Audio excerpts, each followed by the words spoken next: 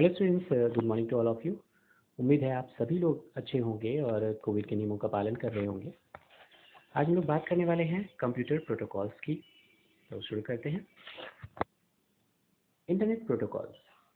Internet protocols वो protocols या rules और रेगुलेशंस होते हैं जिनकी मदद से हम इंटरनेट को यूज़ करते हैं। तो शुरू करते हैं। Protocols establish how to computer send and receive messages. ये प्रोटोकॉल्स बताते हैं कि कैसे दो कंप्यूटर आपस में मैसेज को या तो रिसीव करेंगे या सेंड करेंगे। एक कंप्यूटर सिस्टम दूसरे कंप्यूटर सिस्टम से कैसे कम्युनिकेट कर पाए, इसके लिए प्रोटोकॉल्स का यूज़ किया जाता है। तो ये प्रोटोकॉल्स कंप्यूटर सिस्टम्स के कम्युनिकेशंस के लिए data packets travels between the source and destination from one router to the next। और इनके लिए डेटा पैकेट्स बनते हैं। डेटा पैकेट्स सबसे छोटी यूनिट जिसे हम ट्रांसमिट करते हैं उसे हम कहते हैं डेटा पैकेट। सपोज करिए आपका जो फाइल है वो 10 MB की फाइल है और डेटा पैकेट्स जो बनेंगे इसके बहुत सारे डेटा पैकेट्स, मान लिया इसके 100 डेटा पैकेट्स बनते हैं। डेटा पैकेट्स बनते हैं तो इसका मतलब है एक डेटा पैकेट में 1/10 MB का डेटा आएगा, जिसे हम कहेंगे 100 KB का डेटा आएगा। 100 KB का डेटा यहाँ पर जाएगा इसमें एक पैकेट में। तो पैकेट की साइज़ आप समझ लीजिए एक फिक्स साइज़ होती है और जो कि आप ट्रांसमिट करते हो, और उसके लिए ट्रांसमिशन के लिए जो डिवाइस चाहिए उसे हम कहते हैं रूटर। पहले कंप्यूटर से आप डेटा को भेजते हो स्विच तक, कंप्यूटर से स्विच तक, और स्विच से फिर ये रूटर तक जाता है और रूटर इसे डिसाइड करता है कि अगले रूटर तक भेजेगा, फिर अगले रूटर से ये अगले स्विच तक जाएगा जहाँ उसको भेजना है, और फिर फाइनली वो उस कंप्यूटर पे पहुंच जाएगा जहाँ पर इस डेटा को जाना था। तो ये पार्ट वो यूज़ करता है सोर्स टू डेस्टिनेशन, सर्वर से रिसीवर सर्वर पर पैकेट स्विचिंग की मदद से। This process of exchanging data packets is called packet switching. Packet को स्विच करना, पैकेट को एक जगह से दूसरी जगह भेजना। तो इस तरीके से डेटा एक फिक्स साइज में ट्रेवल करता है जिसको हम पैकेट कहते हैं, और एक फिक्स पाथ फॉलो करता है। कंप्यूटर से स्विच हब के थ्रू राउटर तक पहुंचता है, राउटर से टावर होते हुए, टावर से सैटेलाइट होते हुए, सैटेलाइट से फिर दूसरी टावर, फिर राउटर, और फिर ये आपके स्विच जहाँ पर डेस्टिनेशन जहाँ पे आपको पहुँचाना था उसके स्विच पर, और फिर फाइनली उस सिस्टम पर पहुँच जाता है जहाँ आपको इसको भेजना है। This is called data communications, packet switching. When two devices send message to each other is called handshaking। जैसे हम लोग हैंडशेक करते हैं कि मैं एक दूसरे से मिलना, हाथ मिलाना, ऐसे ही जब डेटा मैसेज करते हैं हम एक डिवाइस से दूसरे डिवाइस, तो इसे हम नाम देते हैं handshaking. The client request access the server granted. Client request करता है सर्वर से कि मुझे मैसेज करना है, और सर्वर जैसे ही उसको ग्रांट करता है कि हाँ परमिशन देता है कि ठीक है कर सकते हो, and the protocols are agreed. और यहाँ पर जो परमिशन मांगने की और देने की जो चीज़ें होती हैं वो किसके बेसिस पर होती हैं? प्रोटोकॉल्स। इन्हीं में कहते हैं रूल्स और रेगुलेशन। ये दोनों जब एक दूसरे की शर्तों को मान लेते हैं कि हाँ आपको ये गाइडलाइन फॉलो करनी है, आप दे सकते हो डेटा, तो इस चीज़ को हम कहते हैं प्रोटोकॉल्स, रूल्स और रेगुलेशन जिसके बेसिस पर डेटा को एक जगह से दूसरी जगह भेजा जा सकता है। Once the handshaking process is complete, एक बार जब एग्रीमेंट हो जाता है कि हाँ आप डेटा भेज सकते हो, it complete the data transfer can begin. उसके बाद डेटा ट्रांसफरिंग स्टार्ट हो जाती है। Protocol manage the key point about the message. Protocol क्या क्या चीज़ें कंट्रोल करता है? जैसे स्पीड ऑफ ट्रांसमिशन, कितनी तेज़ी से डेटा ट्रेवल करेगा। जैसे हम अगर बात करें, अलग अलग आपके पास डेटा प्लान आते हैं कि 2 GB का डेटा है, 5 GB का डेटा है, आप यूज़ करोगे मंथली, या फिर पर डे आपका 1.5 GB का डेटा है या 2 GB का डेटा है। उसमें आपको अलग अलग स्पीड भी ऑफर होती है। मतलब अगर आप ज़्यादा डेटा यूज़ करते हो पर डे का तो आपको स्पीड अच्छी मिलती है। साइज़ ऑफ मैसेज भी मैंने बताया कि पैकेट की साइज़ को फिर उस हिसाब से यूज़ करता है। एरर चेकिंग करता है कि आप जो भेज रहे हो डेटा, वहाँ पर कहीं किसी ने डेटा चुराया तो नहीं, हैकिंग तो नहीं करी। इन सब चीज़ों की चेकिंग के लिए एरर चेकिंग भी करता है, या डेटा के सारे पैकेट्स कम्प्लीटली वहाँ तक पहुँच गए कि नहीं, सीक्वेंस में पहुँचे हैं कि नहीं। Describes the transmission is synchronous और असिंक्रोनस। सिंक्रोनस में दोनों तरफ के डेटा की टाइमिंग सेट कर दी जाती है, और एसिंक्रोनस ट्रांसमिशन में ये चीज़ नहीं होती। तो ये दोनों चीज़ें आपको बाद में टॉपिक्स में बताई जाएंगी। अब बात करते हैं एक प्रोटोकॉल पहले, जिसे हम कहते हैं FTP। FTP किस में यूज़ होता है? पहले तो इसका फुल फॉर्म क्या है? File transfer protocol. FTP means file transfer protocol. FTP is use to transfer files. ये फाइल्स को, क्योंकि हर इंफॉर्मेशन कंप्यूटर में जो हम रखते हैं वो फाइल्स की फॉर्म में होती हैं, तो file transfer protocol it use to transfer large file. It is often used by organized file और वेब सर्वर फॉर वेबसाइट। यहाँ पर डेटा को ट्रांसमिट करने के लिए लंबी फाइल, बड़ी फाइल्स भी, जिसे हम डाउनलोडिंग जब कहते हैं, तो ये फाइल की फॉर्म में डाउनलोडिंग करता है या अपलोडिंग भी करता है। SMTP एंड POP3 ये दो प्रोटोकॉल्स हैं जो कि ट्रांसफरिंग FTP में यूज़ किए जाते हैं। Email use this protocols communicate with mail server. जो ईमेल्स में हम लोग डेटा भेजते हैं उसके लिए वो SMTP is used to send the email. POP is used to receive the email. यहाँ पर SMTP का यूज़ किया जाता है फाइल को ट्रांसफ़र करने में ईमेल पर, और POP का यूज़ किया जाता है उस फाइल को रिसीव करने में। Most of email client allows the transfer of up to 10 MB। यहाँ पर मैक्सिमम जो फाइल की लेंथ होती है, हम कहते हैं ईमेल पर, वो हम लोग 10 MB तक ट्रांसफ़र अलाउ करते हैं कि इतनी बड़ी फाइल्स आराम से कर सकते हैं transfer. SMTP is standard electronic mail protocol. SMTP को हम स्टैंडर्ड प्रोटोकॉल के तौर पर ईमेल में यूज़ करते हैं। That handles sending of mail from one SMTP to another SMTP server. तो ये जिसको मेल भेजना है और जिस सिस्टम से मेल भेजना है, दोनों जगह SMTP वर्क करता है। SMTP सर्वर से SMTP सर्वर को मेल भेजी जाती है, रिसीव कराई जाती है। To accomplish the transport, the SMTP server has its own MX mail exchanger. Mail को एक्सचेंज करने वाला, मतलब वहाँ से मेल लेना, आप तक पहुँचाना, और आपसे मेल को लेकर वहाँ तक पहुँचाना, इसे हम कहते हैं mail exchanger. Record in DNS, data network service, या DNS हम जिसे कहते हैं। DNS database that correspond to domain for which is configured to receive mail।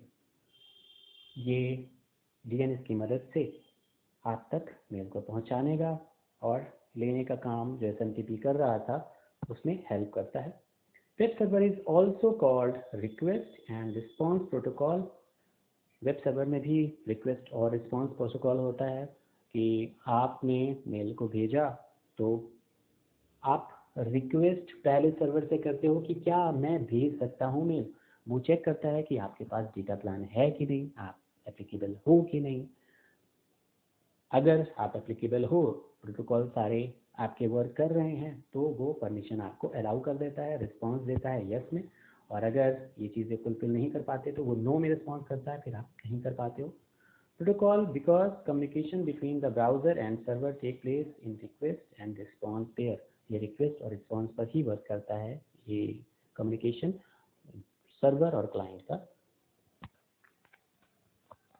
SMTP and POP3, जैसा आपको मैंने अभी बोला ही था, ये SMTP और POP3 सर्विस जो थी वो डेटा को सेंड करने में SMTP यूज़ करते हैं ईमेल के, और POP3 का यूज़ हम लोग करते हैं उसको रिसीव करने में। टेलनेट क्या होता है? टेली कम्युनिकेशन नेटवर्क को शॉर्ट में हम टेलनेट कहते हैं। टेलनेट का मतलब होता है कंप्यूटर एक जगह से दूसरी जगह पहुंचने के बीच में जितने सिस्टम्स आते हैं, जितने स्विच, राउटर्स और दूसरे डिवाइसेस आते हैं, खासकर सर्वर के लिए जो हम राउटर यूज़ करते हैं, उनके बीच के नेटवर्क को ये टेलनेट दिखाने का काम करता है। It is a virtual terminal protocol. It's a virtual terminal protocol. A user log to one TCP IP host access other host on the network. TCP IP की मदद से, जिसे हम ट्रांसमिशन कंट्रोल प्रोटोकॉल या इंटरनेट प्रोटोकॉल कहते हैं, उनकी मदद से आप बीच के नेटवर्क को एक्सेस कर सकते हो, देख सकते हो कि कौन कौन से जगह से होता हुआ आपका मेल वहाँ तक पहुँच रहा है जहाँ आप भेजना चाहते हो। Many people use remote control applications to access the computer at their workplace from outside the network. इसका एक और एग्जांपल रियल लाइफ का मैं बताऊं तो आपने ऑनलाइन शॉपिंग अगर करी है और उसमें आपका सामान कहाँ तक पहुँच चुका है ये आपको दिखाता है, तो ये आप समझ लीजिए ऐसे ही कंप्यूटर में भी वर्क करता है। आपका सामान अब एक शहर से दूसरे शहर, किस शहर में किस लोकेशन पर पहुंच गया है, इसकी इंफॉर्मेशन आपको टेलनेट की मदद से मिलती है। इन remote control a section appear in which the user to able to manage the files is on the remote computer through the sections appear to the functioning locally.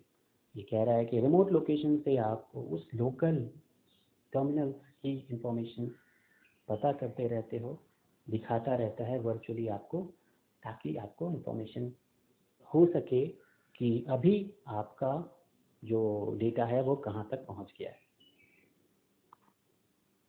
SSH Secure Shell is a program for logging to and executing command on remote machine.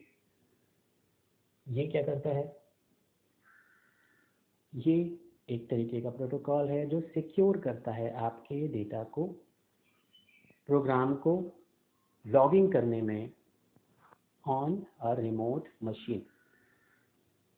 आपके घर पे system एक रखा हुआ है और आप एक दूसरा सिस्टम कहीं रिमोट लोकेशन पर यूज़ कर रहे हो और वहाँ से अपने सिस्टम्स को आप यूज़ करना चाहते हो, मतलब रिमोट लोकेशन से अपने सिस्टम को यूज़ करना चाहते हो, तो उसके लिए उसने SSH प्रोटोकॉल लगा रखा है जिसकी मदद से वो कुछ क्वेरीज करता है, आप उन क्वेरीज को फुलफिल करते हो, तो ये आपको अलाउ करता है वो सिस्टम्स को यूज़ कर पाएँ जो आपके घर पर रखा हुआ है रिमोट लोकेशन से, तो इसे हम SSH भी कहते हैं। इसके बारे में provide secure encrypted communication between the two untrusted hosts over an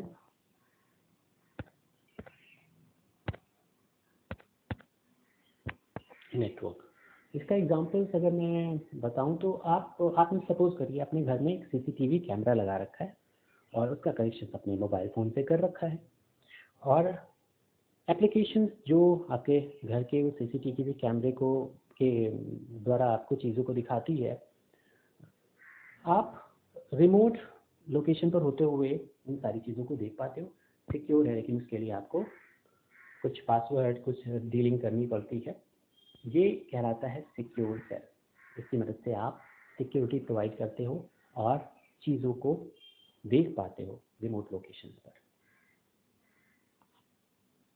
secure copy is a file transfer protocol which helps to transferring computer files securely from local host to remote host. It works on the secure cell protocol technology.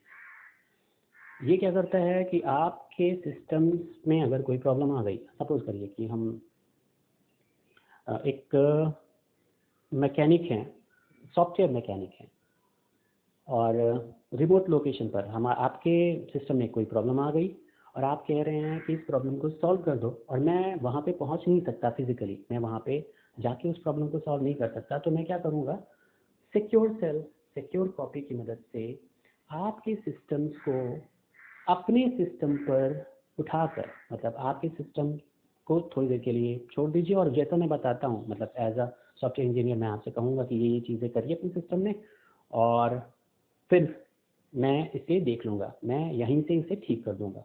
और उस conditions में जो protocols use करते हैं उसे हम कहते हैं SCP, secure copy protocol.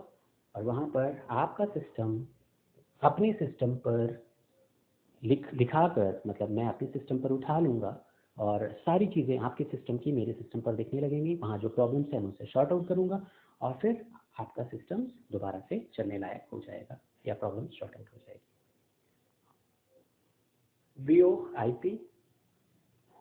VoIP is a set of protocols that enables people to have voice conversation over network.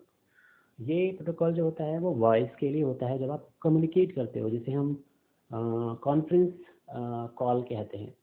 तो उसमें क्या होता है कि आप बात कर रहे हो, कई सारे लोग मिलकर कन्वर्सेशंस कर रहे होते हैं, यहाँ पर ये प्रोटोकॉल वर्क करता है, VoIP protocol, voice conversation over internet protocol. अब इन कुछ जो टर्म्स आपने यूज़ किए उनके फुल फॉर्म्स यहाँ पर हैं, जैसे TCP/IP, that is transmission control protocol, and internet protocol. Transmission control protocol क्या करता है, ट्रांसमिट करने का काम करता है, मतलब डेटा आपको एक जगह से दूसरी जगह भेजना है, दूसरी जगह से पहली जगह लेना है, तो उसमें FTP भी वर्क करता है फाइल को ट्रांसफरिंग करने के लिए, लेकिन TCP मदद करता है कैसे ट्रांसफरिंग करी जाए, रूट क्या फॉलो करना है वो TCP डिसाइड करता है। IP डिसाइड करता है कि कहाँ से कहाँ पे किया जाए, आपके सिस्टम का नंबर और डेस्टिनेशन के सिस्टम का नंबर इन TCP/IP की मदद से मिलता है। दूसरा है SMTP, जिसे हम कहते हैं सिंपल मेल ट्रांसफर प्रोटोकॉल।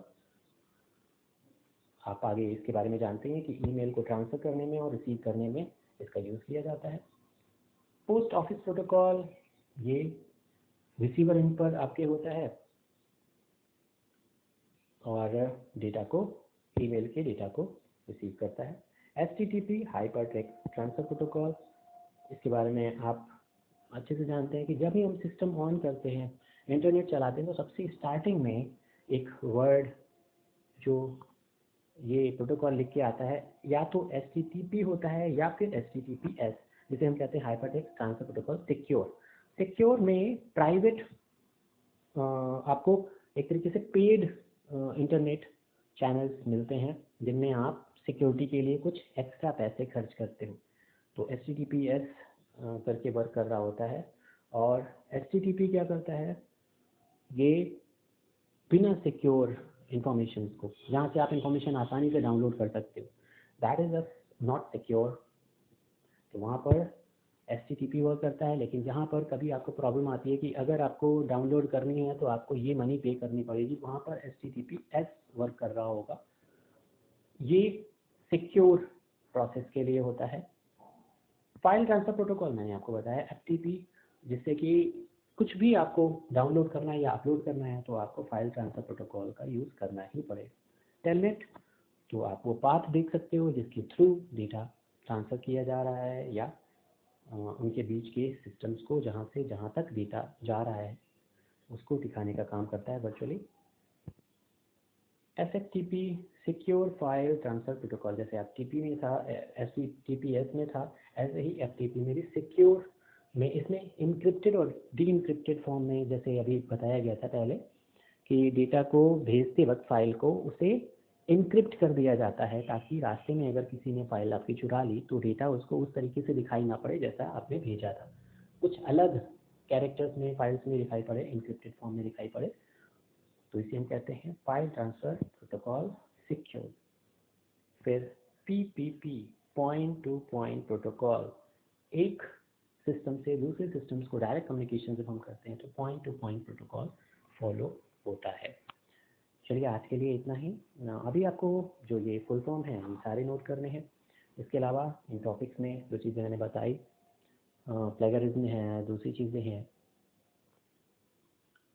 जो कि सिक्योरिटी पॉइंट ऑफ व्यू से आपने पहले पढ़ रखी हैं, उनके बारे में, इन प्रोटोकॉल के बारे में आपको एक एक या दो दो पॉइंट लिखने हैं। एक पॉइंट एक लाइन में आप लिख सकते हो तो बहुत अच्छी बात है, और अगर नहीं लिख सकते तो 2 लाइन्स में आप उन टॉपिक्स को अपनी कॉपी में लिखेंगे। Okay, have a nice day, thank you.